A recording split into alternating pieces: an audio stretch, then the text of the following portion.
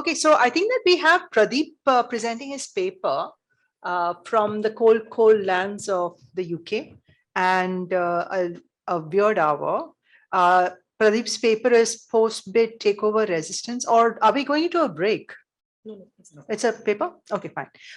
Post-bid takeover resistance, anti-takeover provisions, initial offer quality, and target board motivation. You'll probably win for the longest title of the paper this time, Pradeep. I hope everybody knows the rules. So Varun, as discussant for Pradeep's paper, you are the one who's going to be giving him flag off on keeping with time. And Pradeep, when it comes to Varun's turn, you do the same for him. And then we'll open up for the floor. The floor is yours, Pradeep and Varun. Thanks, Susan. It's wonderful to again present a paper here. This paper is joint with two former doctoral students who are both associate professors now, Nick Carline and Sridhar Gogineni. So we're going to talk today about takeover bids. And in the context of takeover bids, we know that takeover bids can be friendly or they can be adversarial. And what we are going to focus on are adversarial takeover bids. Now, in the context of adversarial takeover bids, there are two kinds of takeover defenses. One are what are sometimes called ex-ante structural takeover defenses, which are legal mechanisms which are adopted in advance of a bid and designed to ex-ante impede the bid. They are not tied to a particular target, a particular bidder specifically. And the examples of these are poison pills, supermajority amendments, and they're generally called shark repellents. On the other hand, the others are post-bid takeover resistance, which are financial or operational actions which react to resist a specific bid. Examples are the ArcelorMittal steel bid in Europe, the Yahoo Microsoft in the United States, Cadbury Kraft in Europe again. Now, this paper focuses on the target firm decision to offer post-bid takeover resistance. And specifically, it focuses on the motivation of the board which underlies this decision. Now, this is very relevant because in the US, the post-bid resistant decision is taken entirely by the board of the target firm. This would not be the case in the UK or in 19 countries of the European Union, where we have what is called the board neutrality rule, which forces the target board to remain passive and specifically prohibits from taking any action that can irretrievably frustrate the bid unless there has been explicit stockholder approval for that action. So in the US, the question arises, does the post-bid decision of the board to resist reflect the best interests of the shareholders, or does it reflect the proclivity of managers and the board to entrench themselves? Now, legal scholars have long debated the optimal level of managerial discretion that exists in the target board. Easterbrook and Fischel, way back in 1981, made a case for altogether removing managerial discretion and enacting a board passivity rule like exists in the UK. So the European rules are modeled after the UK. On the other hand, Gilson and Schwartz make a case for placing minimal restrictions on managerial discretion to resist takeover bids, while Bebchuk makes a case for somewhere in the middle, requiring stockholder approval for managerial intentions and a slightly less restrictive no board veto rule. Now, in the context of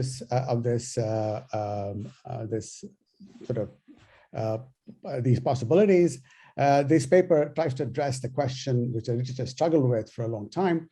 Which of the conflicting motives is the reason why target boards decide to resist post-bid? Is it good faith bargaining for price improvement for the shareholders, or is it the proclivity to remain entrenched to the extent possible? And arguably, this underlying board motivation governs the anti-takeover provisions that a particular firm would choose to place ex ante in equilibrium, irrespective of any actual bid. It will determine the firm's choice of whether or not to resist the bid in case a bid is actually made. And also, it conditions the firm's decision to resist a bid depending on the quality of the initial offer. So all of these are somehow related to the motivation of the board. And we think of the board as being effectively either good guys who work in shareholder interest or the not so good guys who are interested in remaining entrenched. So in that context, we empirically investigate two causal drivers of the board decision to resist post-bid: the number of anti-takeover mechanisms that already exist in place and the quality of the initial offer. And then ask the question, what do our causal results imply about the dominant underlying motivation of the board in resisting the takeover bid? Does it represent good faith bargaining for price improvement to get a better offer for stockholders as exists, as hypothesized in the literature? Or does it mean that entrenched managers are trying to preserve their incumbency and private benefits of control? The theoretical models in this regard, Berkowitz and Khanna way back in Journal of Finance 1990, show that managers deploying or even threatening to deploy post-bid resistance can create an advantage for potential rival bidder and thereby enables the managers of the board to bargain more powerfully for a higher quality from the disadvantaged bidder. However, they also underscore that such resistance can be open to abuse by entrenched managers. On the other hand, more recently, Levitt shows that managerial discretion, which extends to just recommending rejection, not anything more serious, can similarly be beneficial for stockholders and also open to abuse by entrenched managers. There have also been a lot of empirical studies in the past which don't directly address the question, but are related to the issue. So Walking and Long, Cotter and Zenner find that decision to use post-bid resistance is more likely when managerial wealth is more aligned to the retention of incumbency than the maximization of stockholder wealth. Harvard finds the decision to use post-bid resistance is more likely when managers have greater expectation of completed being at the expense of their incumbency. On the other hand, you have some other research which interprets their evidence to suggest that the decision to use post-bid resistance is associated more with bargaining for price improvement. None of these studies are based on formal causal analysis, which is something which we try to do. And then there are other studies which impact on that question. You have Kane et al., who exploit the exogenous passage of takeover laws to find that greater protection from hostile takeover leads to a better quality outcome for stockholders. On the other hand, Masulis et al. Find that more ATPs managers are more likely to indulge in power building acquisitions that destroy shareholder value. And Harvard et al. Come to a similar conclusion. So there are both sides of this, of evidence on both sides, as well as, but none of the evidence provides a causal analysis, if you like. The relevant extant research which directly impacts on this paper is a JFQA paper, but they do not account for endogeneity and consider only one anti-takeover provision, a classified staggered board, and they find that there is no association between ATPs and post-bid resistance. Then the next issue is how does post-bid resistance impact of initial offer quality? Once again, I will not, given time, I will not go into the literature in any significant way, except to say that no paper in the past has controlled for causality in that context. Now, what we accordingly do is to investigate the causal impact of ATPs already in place in the target firm and the causal impact of initial offer quality in order to infer what our causal results imply about the motivation of the target board. Our paper is not about ATPs and the likelihood of successful takeover. That question has already been addressed in two recent papers. But in the context of ATPs, our paper is about these two causal relationships, the causal relationship between ATP, which already exists, and post-bid resistance, and initial offer quality and post-bid resistance. And what we do is to use the Gompers et al. G index as our primary measure for ATPs. We also use the Bepchuk et al. E index and also use the O index, which is the difference between the two. The G index has 24 indicators. 18 of these are part of the O index, and 6 of the most powerful are part of the E index of Bepchuk. And what we do is to follow Karpov et al. Who investigate a different question, but related, who account for endogeneity with 2 instrumental variables anchored in geography and IPO-based cohorts. And these instrumental variables filter variation in the firm's takeover defensivity to factors other than those driven by expected takeover likelihood. We use instrumental variables that are identical to Karpov et al. And since they clearly correlate with the various indices and should be exogenous to the target board decision to offer post-bid resistance. And we estimate the impact of the instrumented index and similarly of the E index and the O index on the decision to offer post-bid resistance. For the initial offer quality, the proportionate difference between the initial offer price and the pre-run-up price of the takeover target has been a standard measure of initial offer quality. Given that the earlier research doesn't account for endogeneity at all, we look for a suitable instrumental variable, and we find that in a paper by Baker et al., who showed that the 52-week high price serves as a reference point for the initial bidder in setting the initial offer price. So we use the ratio of the pre-run-up price to 52-week high price as instrumental variable for the initial premium. It should be negatively correlated with the initial premium and should be exogenous to the decision to use post-bid resistance because the preceding 52-week high is unlikely to reflect any private information held by a manager with initial bidder about the value of selecting the firm as a takeover target. So on with that, we now have to go to how we infer motivation from these 2 studies. And here I would crave your indulgence. For tractable big picture inferences, we consider a binary scenario in which the board is either always negotiates and acts in good faith in the best interest of stockholders, or always acts self-interestedly for promoting board entrenchment. And we develop our priors about what to expect based on 2 further possibilities. Either the board's policy is to be proactive in influencing some or all of the ATPs, or be passive with respect to the presence or absence of some or all of the ATPs, and thereby act conditional on whatever ATPs already exist in place. And we're not putting any conditions here, some or all, any or all, and the arguments go through irrespective. So if the board actively influences, let's take up the 2 cases separately. Suppose the board is always motivated by good faith bargaining in stockholder interest.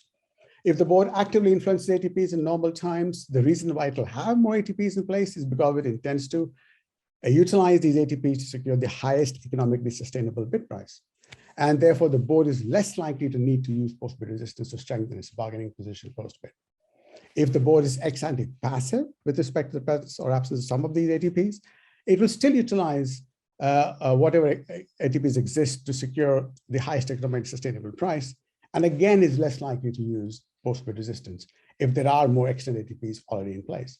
And both cases imply a negative relationship between ATPs and post-bid resistance. On the other hand, if the board is always motivated by entrenchment considerations and board influences ATPs in normal equilibrium, it will have more ATPs because they generate entrenchment value through bid deterrence, with more ATPs reflecting greater entrenchment tendency of the board. If a bid does still happen, it will be more likely to resist if it has more entrenchment proclivity and therefore more ATPs prior to the bid. And again, and this implies a positive relationship between ATPs and the decision to resist post-bid. And if the board is ex ante passive with respect to the presence or absence of some of all the ATPs, any ATPs which happen to be already in place will be unrelated to the actual entrenchment propensity of the board. And therefore, if a bid does actually happen in spite of whatever ATPs exist, the board's use of post-bid resistance to secure its entrenchment will depend on its entrenchment proclivity and therefore be unrelated to existing ATPs. In this scenario, there should be no statistically significant relationship between ATPs and the decision to resist post-bid. So we now have a decision rule based on what we find. A negative relationship would imply support for the good faith bargaining view. A positive relationship, or the absence of any relationship, would imply support for the entrenchment motivation. Similarly, for initial offer quality and post-bid resistance, if the primary motivation of the board is good faith bargaining, it is expected to derive less bargaining potential for price improvement from a higher quality initial offer. And hence, higher the initial offer quality, the less likely is the need for the board to use post-bid resistance. If the primary motivation of the board is managed entrenchment, it will value entrenchment more than a higher quality initial offer, and hence it's likely to use post-bid resistance regardless of and unrelated to initial offer quality. So a negative relationship between initial offer quality and the decision to use post-bid resistance would represent support for the good faith bargaining view. An absence of any significant relationship would represent support for the entrenchment motivation. And we don't have any clear inference if the relationship is positive. We use a sample of spanning about 20 years. I'll not go into the details of the database and of the various ways in which we clean it up. The measure resistance we use is from the Factiva database.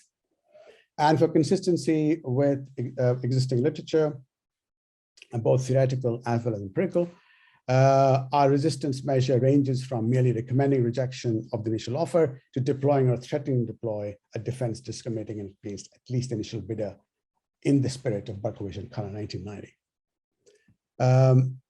And what do we find? We find that positive relationship, we find a strong and significant positive relationship between exogenous measures of G-index and post-bid resistance. The marginal effect of the instrumental G-index equates to something like a 5.9 percentage point increase in the likelihood of post-bid resistance for each additional ATP already in place. And the overall proportion is about 17%, so this is quite significant. We have a huge amount of econometric work which suggests that, which indicates that this is a credible causal effect. We add a proxy for private information held by the initial bidder through use of inverse Mills ratio from a model of takeover target selection in which the instrumental variables for the G-index are also included. We achieve identification through a California incorporation related rule change. And we do find some evidence of private information, some weak evidence of private information, but our results are unaffected.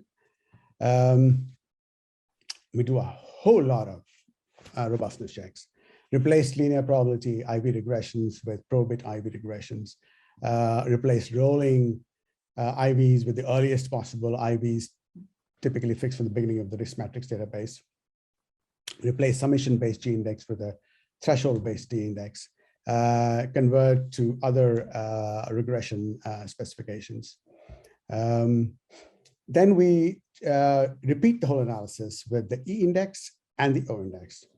And the results for the O-index are qualitatively identical to those of the G-index, and the results for the E-index, there is no statistically significant relationship between the E-index and post-bid resistance, despite any support otherwise indicated. Now, this is a kind of a byproduct result that we have, which suggests, given our argument of how this process works, that the board typically has less ex-ante influence over potent anti-takeover provisions. And we look for further evidence to support this, and we do find that when we look at the updating of these indices, the updating of the E-index is much rarer than the updating of the G-index and the O-index, and we provide some more solid evidence in the paper, which I'm not going to have the time to discuss right now. When you look at initial offer quality, what we find is that we of course include the G-index as well. We include other variables instrumenting for both the G-index and the initial premium. we find no statistically significant relationship between the exogenous measure of initial premium and post-bid resistance. And once again, reduced form results indicate that there's no credible causal effect.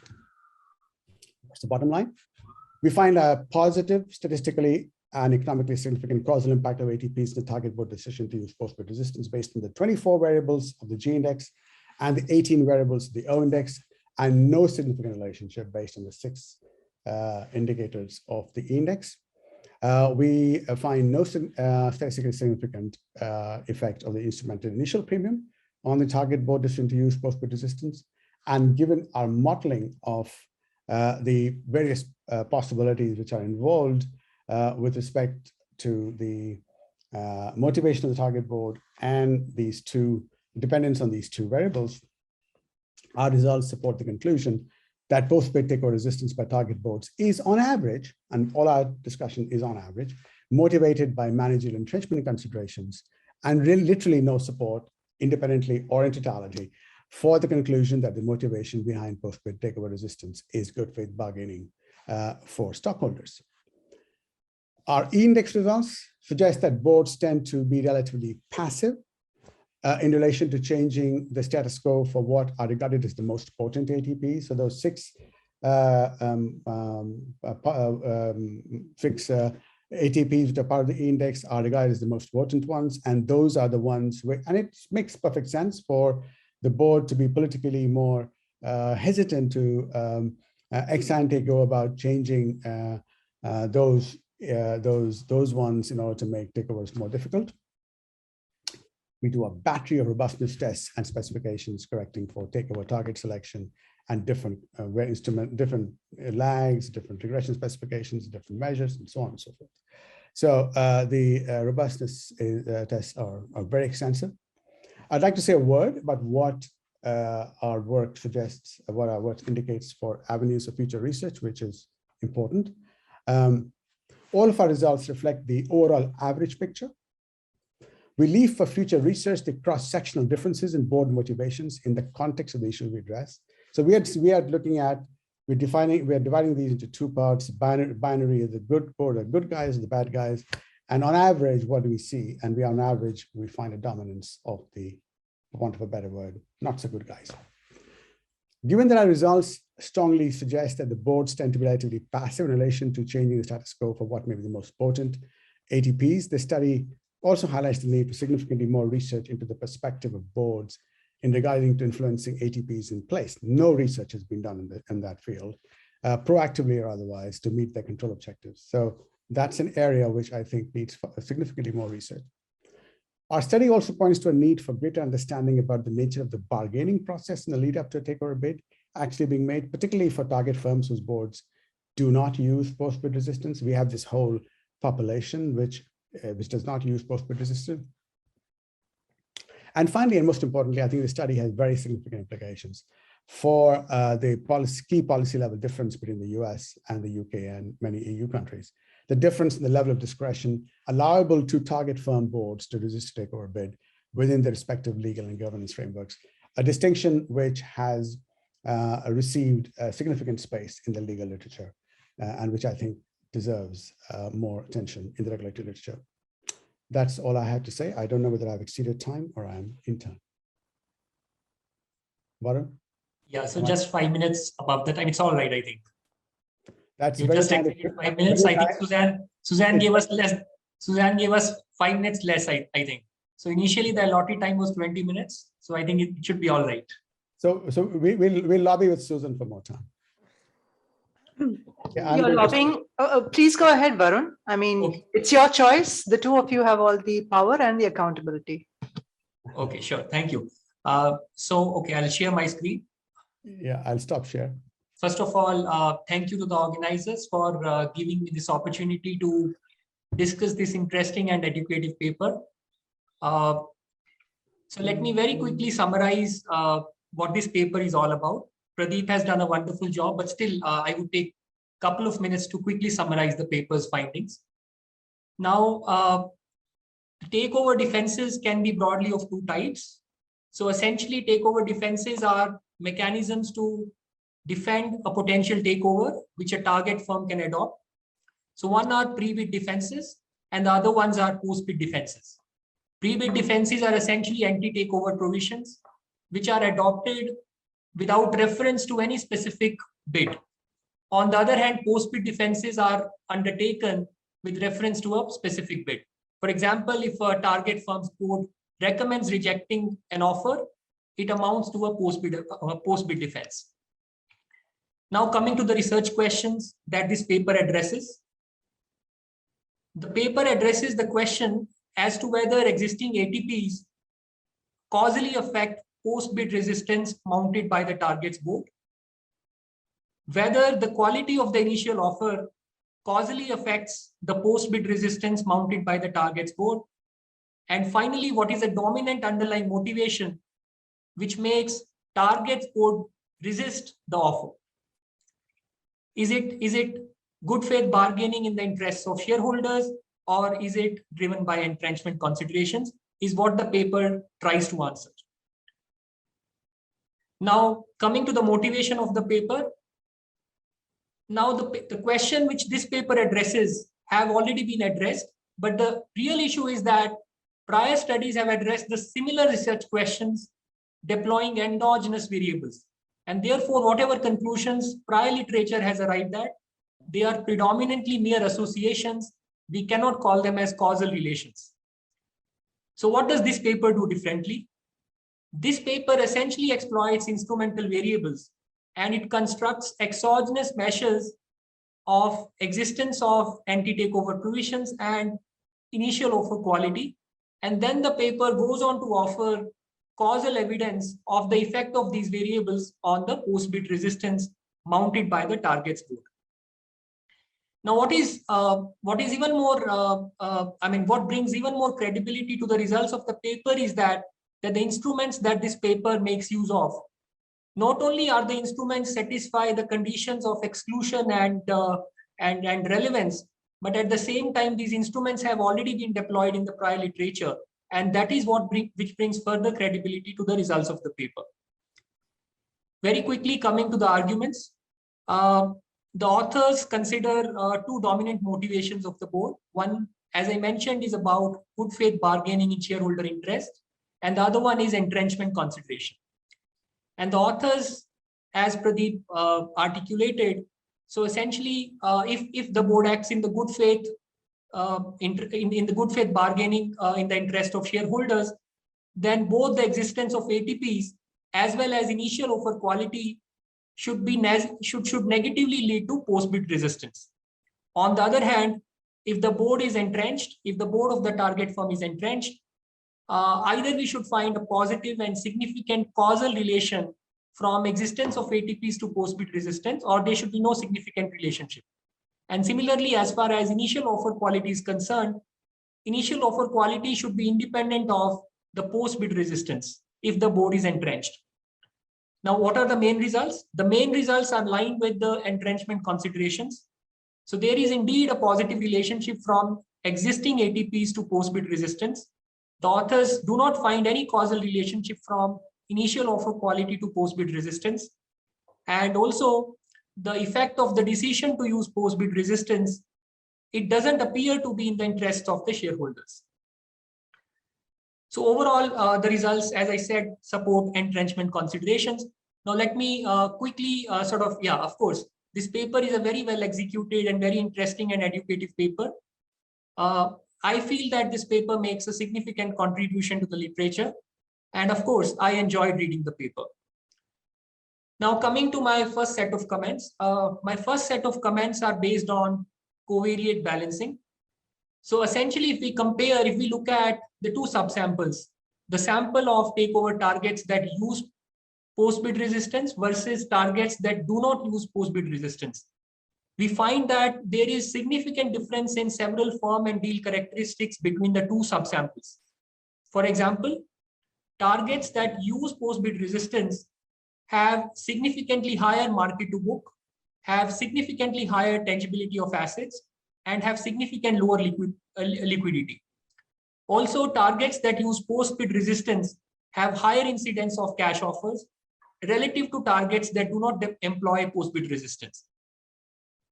So while I understand that the authors have control for several firm and deal characteristics, my suggestion is that it may be good to employ matching analysis to dispel the fear that, or to dispel the concern that differences in the deal and firm characteristics could potentially drive the results, especially so because the major contribution of the paper is based on its causal results.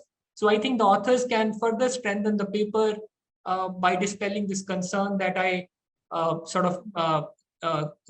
to become aware of. Now, the second suggestion I have is on the presence of competing bidders. Now, does the presence of competing bidders affect the post-bid resistance? Perhaps yes. Now, if that is the case, in the presence of competing bidders, is the post-bid resistance likely to be higher?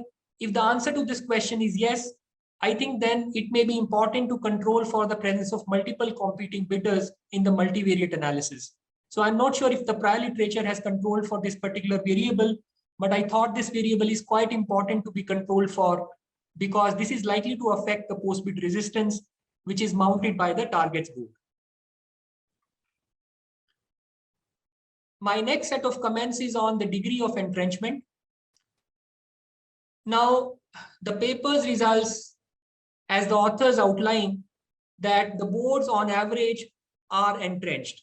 And of course, Pradeep has already mentioned that they park the avenues of cross-sectional predictions for future work. But if it is feasible for authors, I think the results of the paper can get more credibility if the authors can show that more entrenched firms are likely to offer more post-bid resistance. For instance, firms which are dominated by insiders or firms that have fewer block holders, these firms could be more entrenched and therefore these firms could offer more post-bid resistance. This might bring further credibility to the results of the paper. That is one of my suggestions. Okay, now coming to overall return to target shareholders. In one of the results, the authors find that the shareholders of the target firms that use post-bid resistance, they earn significantly lower returns compared to targets that do not use post-bid resistance. Now, one of the concerns I have here is that the length of the event window over which the returns have been computed. So my understanding is that the definition of that depends on whether the deal is completed or not. And if we look at the two subsamples, if we look at the sample of takeover targets that use post-bid resistance versus the sample of targets that do not use post-bid resistance. So the completion rates are very different between the two subsamples. And if that is the case, I think it may be better to define event window in a manner such that it overcomes this issue. And also, I think it may be good to control for whether a deal has been completed or not in the multivariate results. And finally, I have a few minor and other cosmetic suggestions. Of course, I trust the results of the paper, and of course, as authors find no causal association between initial offer quality and post-bid resistance. So I think the results should be interpreted with caution because absence of evidence may not necessarily mean evidence of absence. Finally, last two very minor comments. So from my reading of the paper, it was not clear whether the overall return is a cumulative average return or is it a buy and hold return. It may be good to define it clearly in the paper.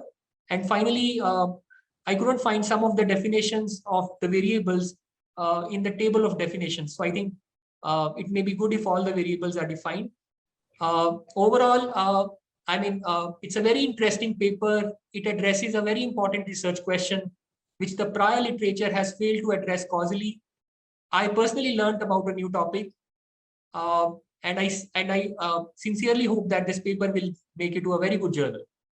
So that's all what I had as far as my comments are concerned. I'll stop sharing. Thank you, Varun and Pradeep, for an interesting topic and a question answered with rigor. Varun, to your point, we've given you back the 5 minutes plus 1, and so I hope that settles our balance. I think that we've run out of time, but I'd like to just go around the floor and ask if anyone has got a question to ask. Devang? Go ahead. Can I just respond for 1 minute? Sorry, Pradeep, because we have just run out of time, could we just pool questions and then you can... Sure. I just want to say that Varun is a strong candidate to win the Best Discussant Award with some outstanding comments and very, very helpful comments. So that's all I wanted to say about responding. I think we need rules on lobbying for Best Discussant Awards. Okay, so Devang, you have the floor, and I think Koshi has got his hand up for the next comment. And Pradeep, the floor is actually yours in terms of control. We have up to 3 more minutes before this session comes to a close. All yours. Thank you, Susan. So this is just a bit of an observation, nothing else, and I haven't read the paper, so apologies for that. My name is Devang from KPMG Deal Advisory, so I'm going to talk about from a practitioner standpoint. I'm wondering if these results can differ if you were to look at it from a sectoral standpoint. So if you look at lagging sectors versus non-lagging sectors, will that sort of drive a different conclusion, or at least try and dissect it a bit more than making a broader statement saying typically the boards are entrenched, have the entrenched motivation to not really look at the bid proposals. In 9 out of 10 circumstances where we've actually engaged with the boards directly, most of our focus is really driving down what the synergy values are, opportunities are, and whether those are grossly, severely understated by the bidder. And most of the time, we've seen that happening. But again, this was just a comment to see if you take sectors into consideration and really dissect sectors which are lagging versus non-lagging, does that sort of give you a different insight? I think that's a good point. I mean, by lagging and non-lagging, I think you probably mean sectors in which are in a phase, in a sort of a growth phase or a boom phase, rather than those which are in more of a bear phase. And you would expect that the ones which are in a boom phase are where the tendency to be entrenched would be manifest to a greater extent, potentially. So I think that's a good point. And how to sort of action that would be something to think about. Koshi? Pradeep? Yes, please. Very interesting paper. This is kind of become a centerpiece in the debate. Now, a couple of things I wanted to, these are things you might have thought about. So for example, in this one case though, are you equating sort of entrenchment of the board always with the entrenchment of the CEO? Because as you know, there is one point of view where the board is supposed to monitor the CEO, on behalf of the shareholders. So that you might want to clarify. At one point, one slide, you clearly said the CEO and the board are one and the same in terms of entrenchment. And that's something I think you need to clarify. Second issue is related to the comment which was just made. That is, there was a kind of a strong view in, at least in the finance academic literature, that these anti-takeover measures of the two types that you discussed are kind of bad things, and entrenchment was the primary kind of focus. Now, more and more that there are times in the product life cycle maybe, or there are times in certain technologies where the company doesn't want to relinquish control to somebody who is, maybe, not at the right state, for example, or to sell the company or whatever. So that would be I think you alluded to that on one of your slides, which is sort of related to the cross-sectional differences among the firms. So that brings in a different type of endogeneity in some sense. That is, those are the firms which may put on more ATMs in place. And then, of course, that may affect the quality of the bids that are made. And you know, so that's you did allude to it, and that may be for future work. But I thought that was an important point that you did make, but I don't think you deal with it in your study yet. But anyway, I enjoyed the paper very much. It's a great paper. Thanks so much, Gauss. I think the point you made about distinguishing between, if you like, the CEO and the board, it was very sharp of you to notice, because once upon a time, our first draft, we looked at it from we used managers and board and CEO. But then later on, we realized that the decision is entirely out of the board, and there is no way in which we can distinguish between the board and the CEO or the manager. So as far as our analysis is concerned, it has to be the board. And so if at some place it has escaped and inadvertently the word manager has crept in, that's an error. We cannot really talk about the manager for the CEO. It's just the board, because that's the decision-making authority. Some CEOs may have more influence than the board, some may not have. The point about the firm being in the right life cycle, which is kind of very similar to the point which was made earlier, I think is a very valid one. And you're right, it does introduce some endogeneity to the whole process, but it's very difficult for us to take care of that. So we really have to sort of hand wave that and leave that for future research, and acknowledge it, but leave that to future research. Great. Thank you very much, Pradeep. I think you've earned your sleep tonight. I enjoyed it. I'm happy to burn my sleep every day. Well, thank you, everyone.